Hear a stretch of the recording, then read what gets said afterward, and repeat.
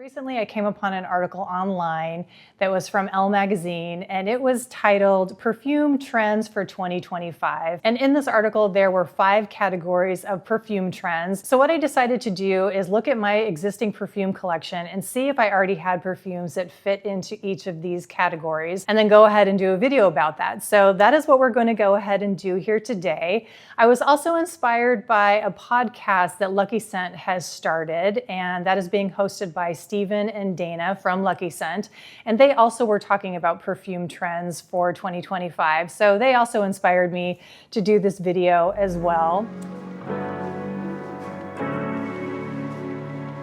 So let's go ahead and dive into these categories that the Elle magazine article broke down. And the first one is grown-up vanillas. So these grown-up vanillas are perfumes that are obviously vanillic perfumes that are not too cloying and that are not too sweet, and will have notes in them such as leather or tobacco. So from my collection, I had to include the Victoria Beckham 2150 Reverie. Now this really is pretty much a tobacco perfume, but it has a vanillic quality to it that is really, really beautiful. Now, I have already talked about this perfume on my other channel, but it is so gorgeous that I have to talk to you about it here on this channel as well. I cannot go without talking about this perfume when it comes to a grown-up vanilla category. So this perfume, like I said, has tobacco in it. It also has plum, vanilla, tonka, and cedar. So the tobacco in this perfume runs through the whole perfume experience. Now, I'm not saying this is a linear perfume by any means, but if you like tobacco in your perfume, you should definitely check this one out. Now, the plum in here is very subdued. It's just kind of in the background, just making this a more rich perfume experience. It's not too sweet. It's not super jammy, but it is definitely there, just lending a more voluptuous type of tobacco experience. But I'm including this in the grown-up vanilla category because the dry down of this perfume is a beautiful vanilla tonka dry down. So if you're looking for a grown-up vanilla and you want a tobacco vanilla type of perfume, I highly recommend this one. I think in the other perfume video that I did on my other channel where I was talking about this perfume, I mentioned that the Tom Ford Tobacco Vanille perfume is a little too sickly sweet for me, and I definitely prefer the Victoria Beckham take on a tobacco vanilla perfume. So if you're like me and you find the Tom Ford one too sweet, this is definitely one to check out. Another vanilla perfume that I'm going to include in this grown-up vanilla category is Lune Feline. This is by Atelier d'Or. I don't know if I'm saying that correctly. This is a gorgeous, spicy vanilla perfume, and the spices in here are cardamom and cinnamon, and you definitely get both the cardamom and the cinnamon in here.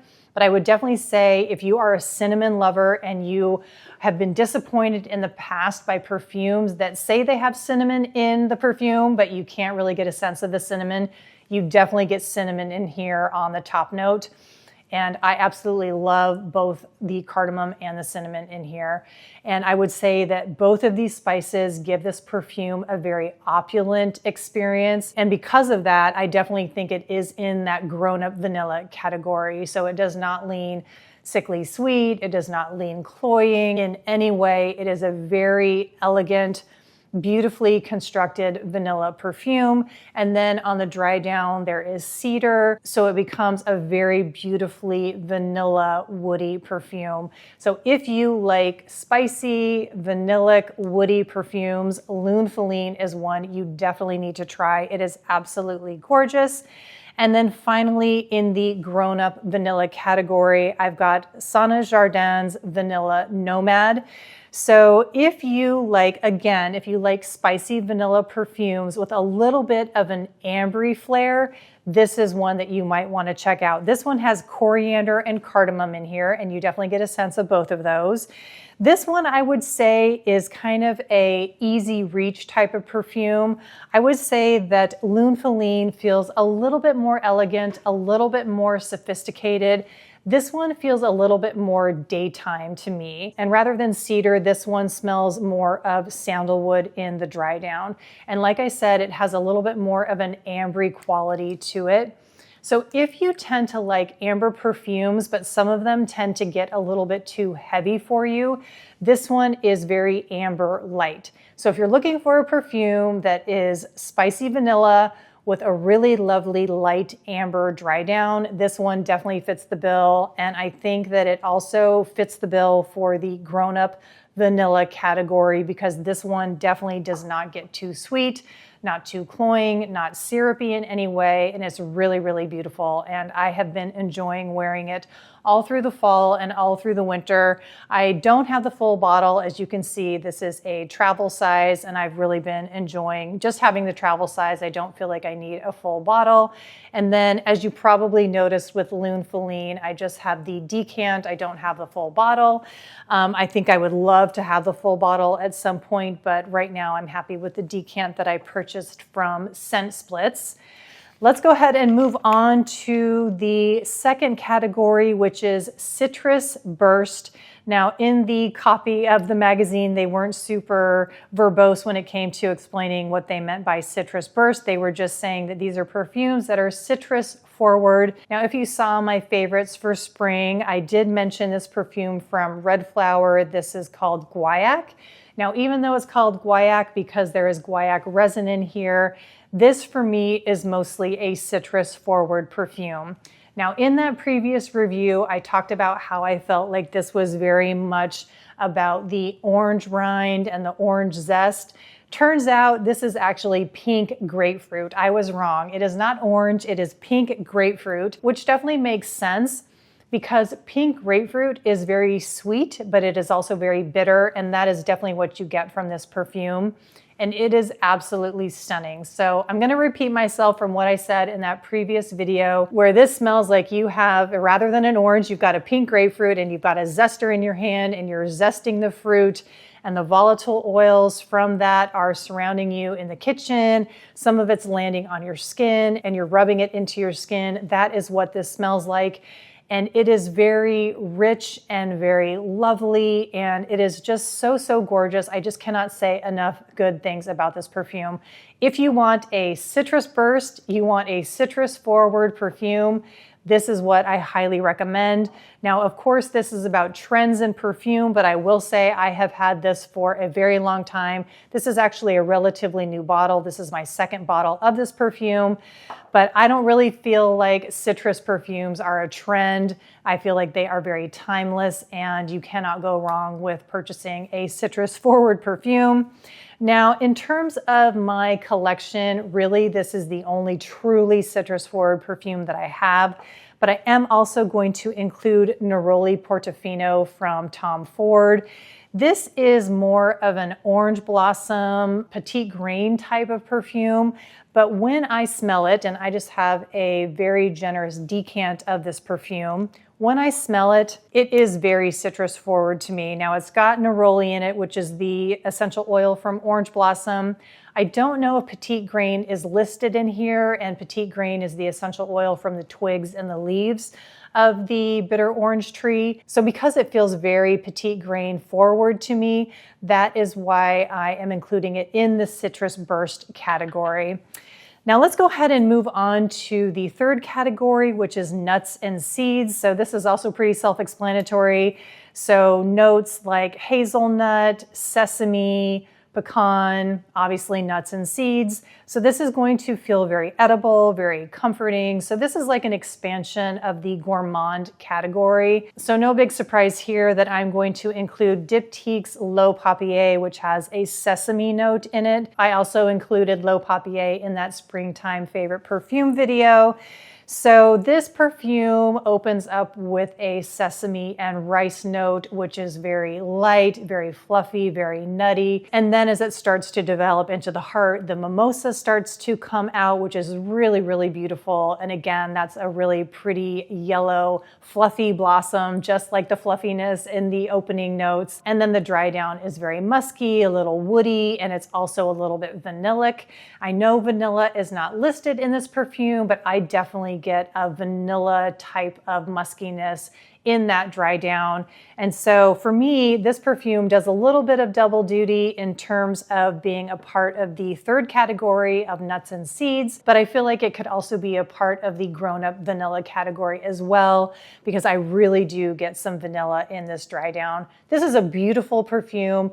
I absolutely love it. I have fallen for this perfume hard over this year, and I just cannot say enough good things about it. Now, I also have a sample of Annam white rice, and this I'm putting in the category of nuts and seeds, because even though rice is not a nut or a seed, I'm sure all of you have experienced cooking rice in your kitchen, and when you come into the kitchen, when the rice is cooking, it smells very nutty. So this perfume on your skin, when you first put it on, similar to L'Eau Papier, you get a very beautiful, warm, nutty, fluffy scent on the skin that leans sweet. It doesn't lean super savory, it leans more sweet. And then as it develops, the orris and the jasmine really start to come forward. And I don't think I mentioned all the notes in this perfume. There's rice, orris, jasmine, and then in the base, there's musk, tonka, and cedar.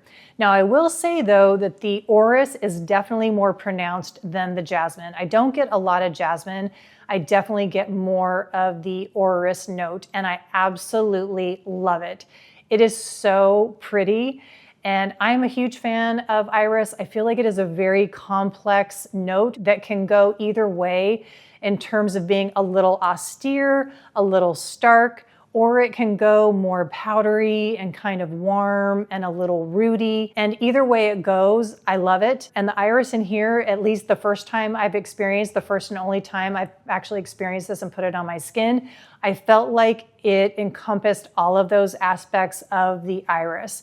So when you first put it on your skin, you get this beautiful, fluffy, warm, nutty opening on your skin. Then it develops into this beautiful iris, and then you get the musky, tonka woodiness on the dry down.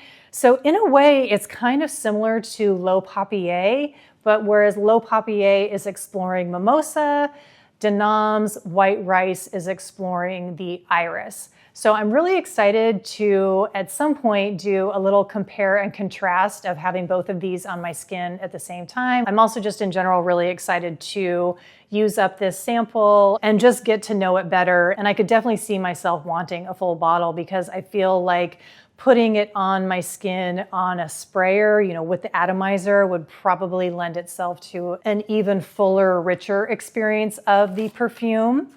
Now let's go ahead and move on to number 4, the number 4 category, which is salty and watery. Now they describe this in the article as mineral salt and ocean wood, mossy seawood, and driftwood. Now I have 2 perfumes in my collection that fit this category to a T. And the first one I'm going to talk about is Tutu's Afterthought at 7. And the notes in here fit the category perfectly. So that's freshwater, violet leaf, and sea fennel. And there's also creamy woods in here. So this perfume is an incredible blend of this wateriness with the creamy woods. You get the saltiness from the sea fennel. There's a rooty green floral aspect from the violet leaf, and there's also an ambery dry down from the ambroxide.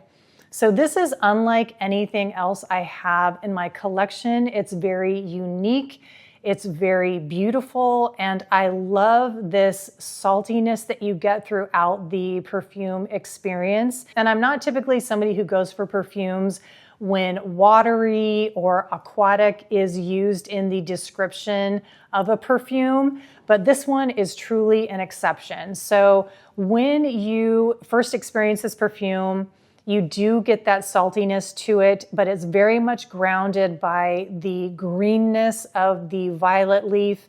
And then, like I said, the creamy driftwood, and then that amberiness of the ambroxide. It's really, really beautiful. And I talked about this perfume in a previous video on my other channel. And I described the experience of this perfume as being very similar to walking along the Oregon coastline.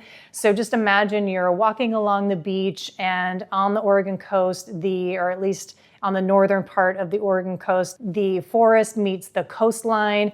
So you've just got that experience of the greenness with the water and driftwood.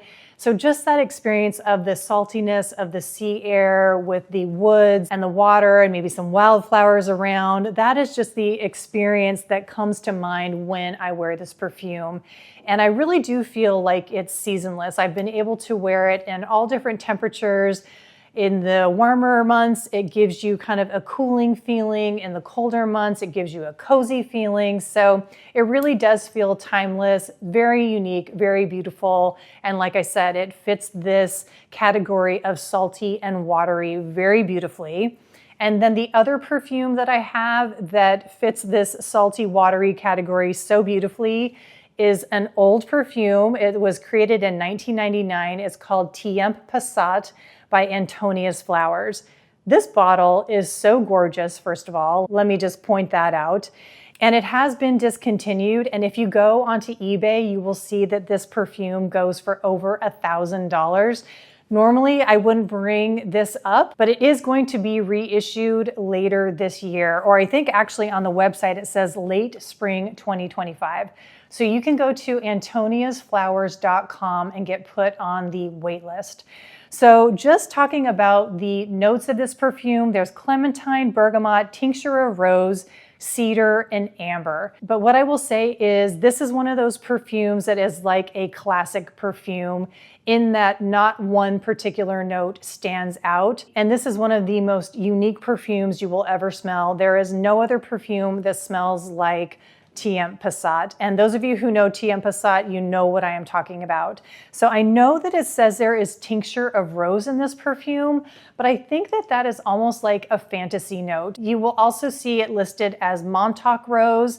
And I don't really know as if there is a Montauk rose that exists. I have done a lot of reading about this, and I think people think that this is a salty type of rose that has been created for this particular perfume. So I think that this is a little bit of a fantasy note that is a salty type of rose that doesn't necessarily exist in nature. Please correct me if I am wrong. If you have specific information about the rose that's used in this perfume, definitely do let me know. But what you will notice when you first put this on your skin is there's definitely that salty note in it. You definitely get a little bit of a citrusy opening, probably from that bergamot and the clementine, but it's not like you put it on your skin and you're like, oh yeah, that's definitely bergamot that I'm smelling. It's just more of the experience of a bright citrusy type of opening that then moves into a little bit more of a floral type of experience that then moves into a woody, ambery dry down. And the whole experience of this perfume is utterly beautiful. It is unique and singular, unlike anything else you will ever smell in your life. I can guarantee you that.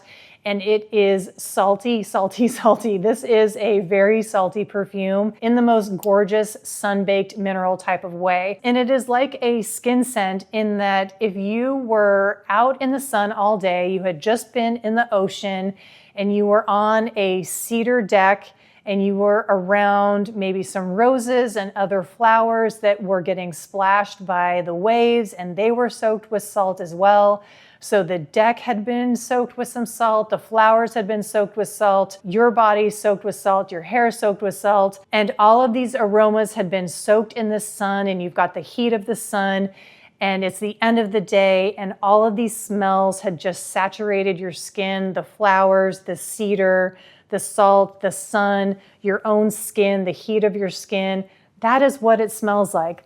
That's what my skin smells like right now after this perfume has been on my skin for about 4 hours, I would say. It is gorgeous. It is unique. I cannot say enough good things about it. I absolutely love it. If they do have samples available, I would definitely get your hands on one because it is really unique and really lovely. Now let's go ahead and end with the fifth category, and this is surprising scents. And according to Elle, the surprising scents are grassy aromatic notes like matcha and then savory scents. And they talked about the scent that Sniff Perfume is coming out with, and I believe it's a pizza base scent. And I don't have anything like that in my collection, but I do have a sample of Matcha Soft Serve, and this is another perfume by Annam. I've only tried this on my skin one time, and I really, really loved the beginning of this perfume, the matcha tea note. But as it progressed, I didn't like it so much. So let's talk about the matcha note. The matcha note is very, very realistic. So if you've ever opened up a tin of matcha and put your nose in it, that is what the top note of Matcha Soft Serve smells like. It's very grassy, it is very vegetal, so it really smells true to matcha. And I loved the top of this perfume. I wished it would have lasted longer. As it develops, it got a little too sweet and floral to me. Now, the other notes listed in here are milk, vanilla cone, and waffle. There are no floral notes listed, but it definitely turned floral on me. I got a little bit of the milk, a little bit of the vanilla, maybe just a hint of the waffle on the dry down, but not very much. It really, like I said, it really became floral to me, and kind of a generic floral, sort of like the modern generic floral that a lot of perfumes smell like these days. That's kind of what it smelled like to me. Maybe a little bit like tiger lily, which I really don't like the smell of tiger lily. Now, to be fair, I've only tried it one time. I'm going to give it more chances because, like I said, the opening is utterly gorgeous. So unfortunately, my battery just died, so I had to change it. So I think I was just in the middle of saying that because I really, really enjoyed the top note of Matcha Soft Serve, I will definitely be giving it another try or two because I really would like this perfume to work out for me because I enjoyed the top note so much. That realistic top note of the matcha really did speak to me, so I would love it if this perfume did work out for me. So I will keep you posted on that. Now, for my last perfume, in terms of the surprising scents, I decided to go ahead and pick Carthusia Forget Me Not, and I just have a sample of this that I got at the Perfume House.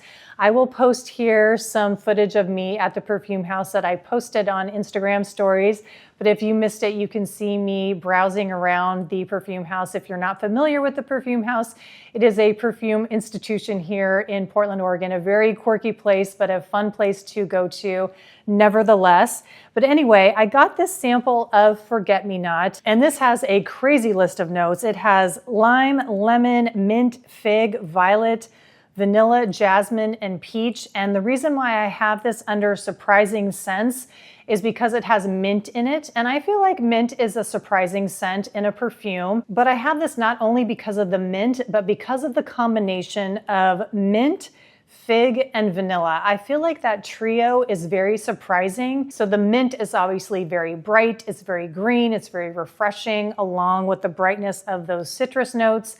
And then it really works well with that earthiness of the fig. Obviously, fig is very sweet, but it's also very earthy. And then the creaminess of the vanilla, you would think that maybe that would somehow be too contradictory in the same formula, but somehow it softens it in a really nice way. So the composition is a little quirky. I actually have it on my skin right now on the right side, but it does seem like it works. I'm not 100% sold on it. I'm very intrigued to wear this in the summertime. I'm curious to see how the mint develops in the warmer weather. But anyway, I just had to add this Carthusia Forget Me Not under this surprising scents category. Like I said, not only because of the mint, but because of this combination of the mint, the fig, and the vanilla, and how they all seemingly work together in this bright, earthy, creamy way. It's just very intriguing to me. So the jury is still a little bit out on this perfume that I got, this perfume sample from the Perfume House, but kind of like the Matcha Soft Serve, I will let you guys know how my thoughts develop on that one. So that's my take on the trends of perfumes for 2025. I'm really curious if your perfume choices over these last few months have been reflected in these perfume categories. Please let me know down below in the comments what perfumes you have been wearing. If you feel like these categories have any legitimacy, I would really love to know your thoughts. So definitely comment down below. And thank you so much for watching, and I will see you soon.